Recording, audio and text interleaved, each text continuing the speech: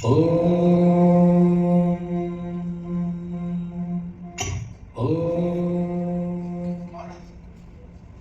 अब हमें और कोई प्रमाण देने की आवश्यकता है। मुझे क्षमा जो मैंने आप पर संदेह किया श्रीकांत, किंतु अब मुझे पूर्ण विश्वास हो गया कि आप में कोई दिव्य कला है और आप इस दिव्य कार्य को करने में सक्षम हैं। महाराज, मेरी शर्त है मेरी पवित्र अर्चा विग्रह के निर्माण के लिए मुझे 21 दिनों की आवश्यकता होगी और जब तक मैं ये पवित्र कार्य पूर्ण नहीं कर लेता तब तक ना तो कोई मेरे पास आए और ना ही कोई मुझे आवाज दे। अगर आपके पास कोई आएगा नहीं तो आपके खान पान की व्यवस्था कैसे होगी श्रीकांत? महाराज, शिल्पी देवताओं के शिल्पकार विश्वकर्मा थे और मैंने ऐसे ब्राह्मण शिल्पी को दिया हुआ अपना वचन तोड़ दिया। हाँ महारानी, वो वृद्ध शिल्पी अवश्य ही देवताओं के शिल्पकार विश्वकर्मा थे। इसलिए किसी और शिल्पी की छेड़ी उस दिव्य काष्ठ पर नहीं चली विद्यार्थी, किंतु अनंत महाराज उस दिव्य काष्ठ से भगवान की अर्चा विग्रह का निर्माण कर विश्वासु को वृद्ध शिल्पी अवश्य ही देवताओं के शिल्पकार विश्वकर्मा है। तो मैंने अपने ही वचन के लिए है, इसलिए वो वृद्ध शिल्पी भगवान की अर्चा विग्रह को अपूर्ण छोड़कर चले गए महाराज। मैंने अपने ही वचन के लिए मैंने अनंत महाराज को दिया हुआ वचन तोड़ा है। 21 दिनों के पूर्व उनके कार्यशाला का शुरुआत तोड़ा है, उनके कार्य में विघ्न डाला है, इसलिए वो भगवान के अर्चा विग्रह को अपूर्ण छोड़कर चले गए हैं। मेरे कारण भगवान का दिव्य स्वरूप निरूपित हुआ है, मेरे कारण भगवान का दिव्य स्वरूप निरूपित हुआ है महारानी। मैंने अपने वचन की अवहेलना की है, मैंने जघन्य अपराध किया है। युद्धवीर मैंने क्षत्रिय वचन छोड़कर अपने गुरुदेव की अवहेलना की है, उनका अनादर किया है, इसलिए मैं भगवान के अर्चा विग्रह को अपूर्ण छोड़कर चले गए। महारानी मेरे कारण भगवान का अर्चा विग्रह अपूर्ण है, जैसे मेरे कारण भगवान का अर्चा विग्रह अपूर्ण है। मैंने भगवान के दिव्य स्वरूप को विरूपित कर दिया, मैंने जघन्य अपराध किया है, मैंने घोर अपराध किया है। इससे घोर अपराध और कुछ नहीं हो सकता, और कुछ नहीं हो सकता महाराज। अब मुझे जीवित रहने का नारायण नारायण, भगवान का यह अद्भुत स्वरूप जगन्नाथ के नाम से विख्यात होगा। नारायण नारायण, अपने चतुर्भुज रूप में भगवान जगन्नाथ अपने प्रथम अंश बलदेव, बहन सुभद्रा और सुदर्शन के साथ प्रकट हुए। भगवान जगन्नाथ उस वैदिक वचन को पूरा करने के लिए प्रकट हुए हैं कि यद्यपि वे हाथ और पैर से रहित हैं, किंतु वे भक्तों की भेंट ग्रहण करते हैं। इस तरह भगवान जगन्नाथ वेदों के सही तात्पर्य को प्रदर्शित करते हैं और सभी अविश्वासकर्ताओं और निर्विशेषवादियों को एक समान प्रयास करते हैं। भगवान का ये स्वरूप नित्य है, कोई आकस्मिक रचना नहीं। नारायण नारायण, मैं कितना परिपक्व हूं जो मैंने भगवान के ऐसे दिव्य स्वरूप को अपूर्ण माना। अब मैं तुम्हें भगवान जगन्नाथ के प्राकट्य की एक और लीला का वर्णन करता हूँ। एक बार द्वारका में माता रोहिणी कुछ महिलाओं को भगवान की वृंदावन लीलाओं का वर्णन कर रही और उन्होंने सुभद्रा को द्वार पर चौकसी रखने के लिए रोक कराया। उन्हें भय था कि यदि उनकी बातें भगवान सुन लेंगे उन्हें तीव्र विरह वेदना का अनुभव होगा, किंतु भगवान अपनी बहन को संतरी बना देखकर द्वार के पीछे से बातें सुनने लगे। अपने प्रिय भक्तों के साथ अपनी वृंदावन लीलाओं को सुनने के उपरांत भगवान विरह भाव में होकर स्तंभित हो गए। उनकी आंखें खुली की खुली रह गई और वे अपने हाथ और पैर अपने शरीर के भीतर खींचे और भगवान ने यही जगन्नाथ का स्वरूप धारण कर लिया। नारायण नारायण। उसी समय उनके ज्येष्ठ भ्राता बलराम आ गए और वे भी वृंदावन की लीलाएं सुनने लगे।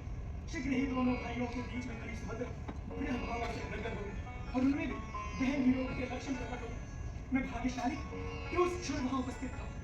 अपने भक्तों के प्रिय वश भगवान में जो रूपांतर मैंने देखा उससे चकित होकर मैंने भगवान से प्रार्थना कि वे अपने इस अत्यंत भावाविष्ट भक्त वत्सल्य रूप में प्रकट होकर संसार को आशीर्वाद दें।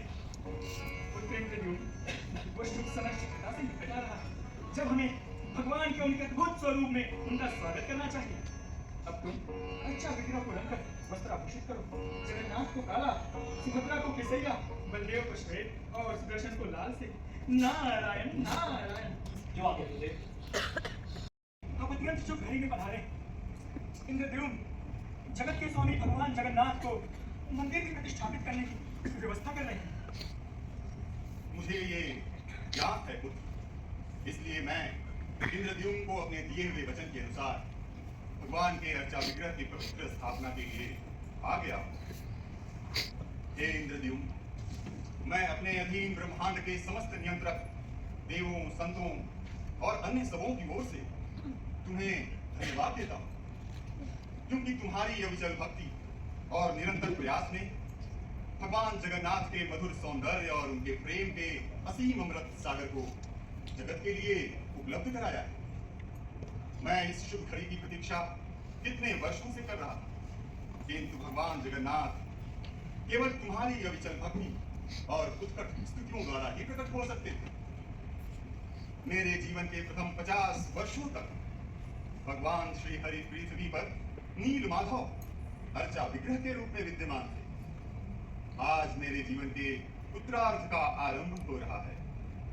आज से भगवान जगन्नाथ मेरी संपूर्ण आयु इस ब्रह्मांड में सर्वोपरि शासन करेंगे।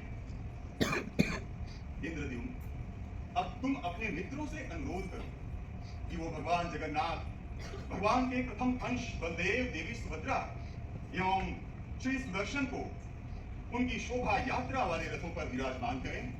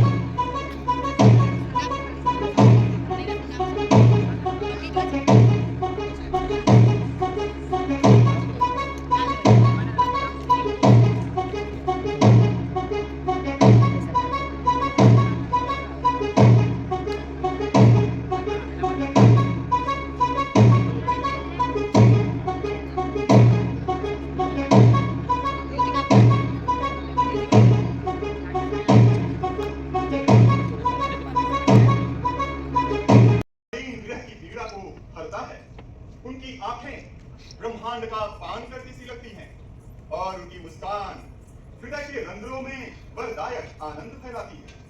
भगवान जगन्नाथ देवता या मानव, ऊंच या नीच, नर या नारी में भेदभाव नहीं करेंगे। कलयुग में जब मनुष्य समस्त गुणों से विहीन हो जाएगा, तब भी मनुष्य को उनके अर्चा विग्रह के मात्र एक दर्शन से भगवान जगन्नाथ के अहेतुकी कृपा का आशीर्वाद प्राप्त होता रहेगा। जो इस अमृत की एक बूंद का भी अपने नेत्रों से आस्वादन करेगा, वो ईश प्रेम में सदा के लिए उन्मत्त हो जाएगा। पिताश्री, इन भक्तों के हर्ष को तो देखिए। यद्यपि भगवान जगन्नाथ की स्थापना औपचारिक रूप से आरंभ नहीं हुई, फिर भी वे अपने हर्ष मिश्रित अश्रुओं से भगवान को पहले ही नहलाए दे रहे हैं। पुत्र नारद, इनका ये आनंद 1000 गुना बढ़े।